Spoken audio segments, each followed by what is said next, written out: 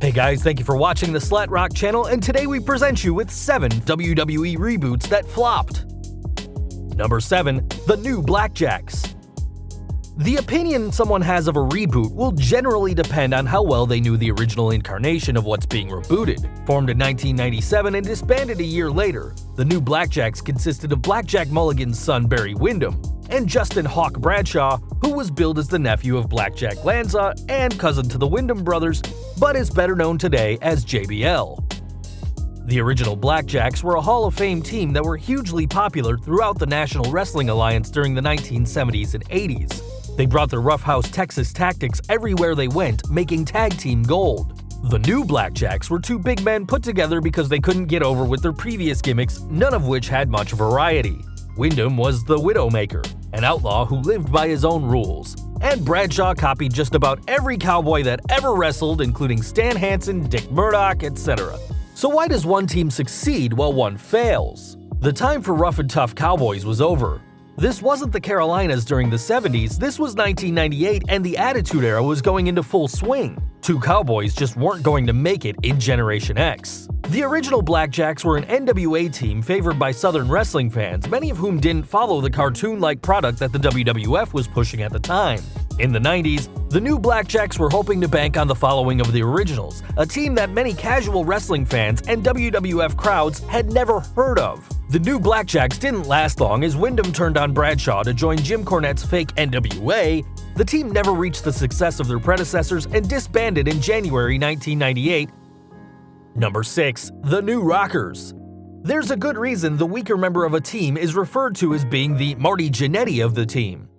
Jannetty was the Marty Jannetty of the original Rockers, but this is understandable given his partner was the illustrious Heartbreak Kid Shawn Michaels. It was obvious that Jannetty belonged in the tag ranks by 1996, so the company looked to find him a tag team partner. He was teamed up with Leif Cassidy, better known today as Al Snow. The plan was to make them a reboot of the original Rockers, but it soon became obvious that Cassidy was no Shawn Michaels. The team was never seriously pushed in the WWF, making only a couple of low-card pay-per-view appearances before Jannetty decided to leave WWF in December of 1996. Jannetty was later informed that partner Shawn Michaels had been the one to suggest the change in gimmick. The New Rockers were quickly demoted to being comedy heels, a slap in the face to fans of the iconic 80s duo. Jannetty left the company again before the year was up and Leif Cassidy became Al Snow, proving Marty Jannetty really is the Marty Jannetty of any team he's on. Number 5. The New Foundation. One team with a bigger talent gap than the Rockers was the Hart Foundation of Bret Hart and Jim the Anvil Neidhart. Bret became a big star in the WWE beginning in 1991, while Jim started from the bottom and stayed there. The good news for Anvil is that Bret had a younger brother that just so happened to need a tag team partner to introduce him to WWF fans. This led to the pairing of Jim Neidhart and Owen Hart as the New Foundation. Owen was soon nicknamed The Rocket, and the duo became famous and instantly recognizable for their bizarre baggy pants attire and bright jackets. Their first feud was with the Beverly Brothers, but they also had matches with the Nasty Boys and the Natural Disasters of Earthquake and Typhoon, but with very little success. Their team had one and only pay-per-view match at the Royal Rumble, where they defeated the Orient Express of Tanaka and Kato. Only weeks later, Owen Hart would be on his own as Neidhart left the Federation. WWF fans witnessed them between 1991 and 1992, and the team briefly reunited in 1994 without the name New Foundation. Safe to say, they never did reach the level of the original Foundation. However, they were at least entertaining thanks to their bright and baggy gear. Number 4. The New Midnight Express. The WWF, as they were known at the time, ran their own NWA Invasion angle in 1998.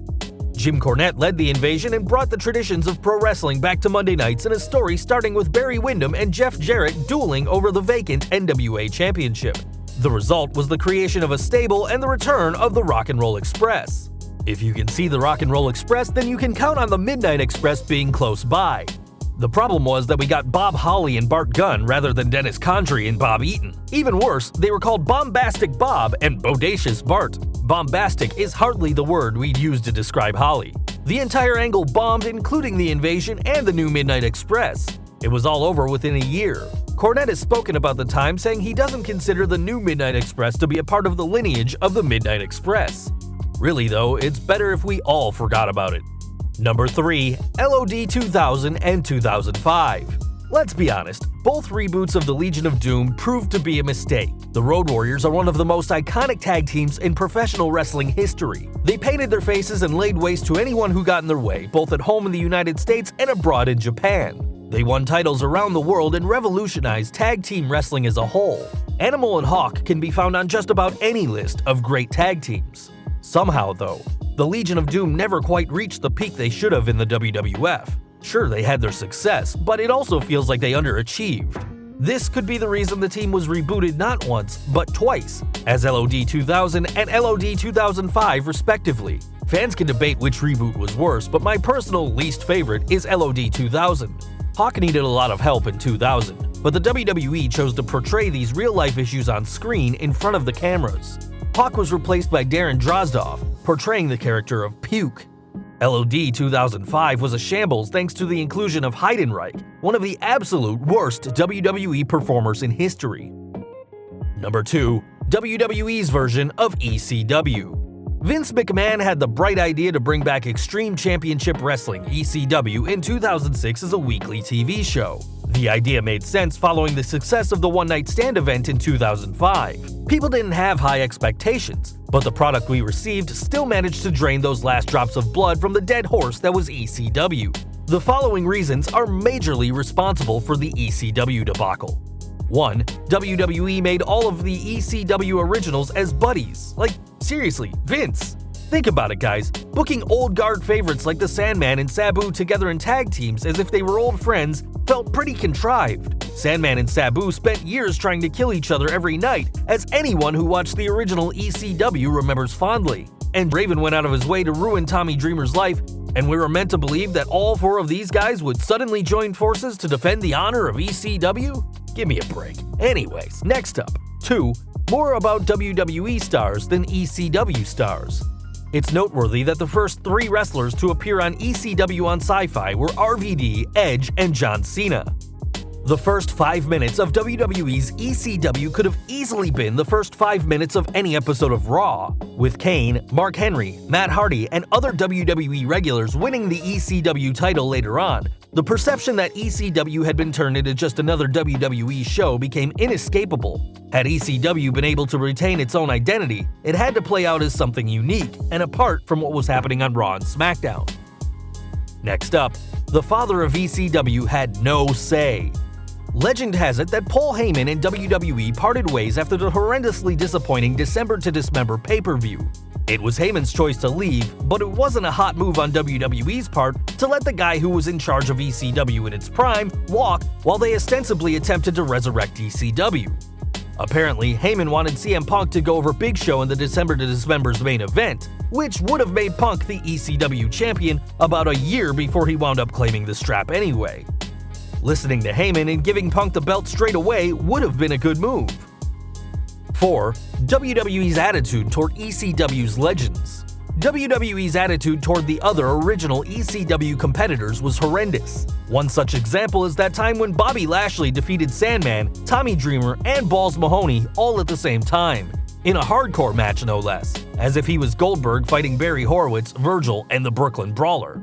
To be honest, old-school ECW fans hated the show from the beginning. All these factors, and not to mention the toned-down violence, resulted in a big thumbs down to this reboot. Guys, we've seen how careers got crushed because of Vince McMahon's ego. I think it's fair to comment that WWE's version of ECW was set up to fail from the very beginning. That being said, there were some positives too. It introduced the world to CM Punk, John Morrison, and The Miz. It also helped Zack Ryder reboot his own career. Number 1. The New World Order. It's hard to argue Vince McMahon did anything right when bringing World Championship Wrestling to the WWE. Although some might argue that the NWO had become irrelevant by the end of WCW in 2001, fans, however, were interested and at the same time curious to see Hall, Nash, and Hogan return to WWE in 2002. Unfortunately, the reintroduction was a flop. The idea was good, but the execution was not. Hogan would have a brief career renaissance, but it wasn't until he went back to the red and yellow dude he'd been in the 80s. The fire behind Nash's eyes was burning out, and there was nothing left in the bad guy. Hall was released by WWE at the Monday Night Raw following the Insurrection 2002 pay-per-view. He had a drug problem. Nash suffered a few injuries and was majorly absent. A series of bad bookings, bad storylines, missed opportunities, and injuries resulted in a big flop. In all honesty, the WWE version of the NWO was a shadow of its former self. It was nothing short of a parody of the original group, complete with its original members. The New World Order was just 3 men past their prime signing autographs in their jogging bottoms. The word failure barely begins to describe the fact that this all unraveled on WWE TV. Well guys, that's our list. Can you think of any other failed reboots in the history of WWE that we failed to mention here? Please drop us a comment and let us know. Hit that bell icon to get notified every time we post a new video. If you like this video, don't forget to hit that subscribe button. You can click here for more of our high-rated videos. You can follow us on Facebook, Twitter, and Google+, and as always, thanks for watching.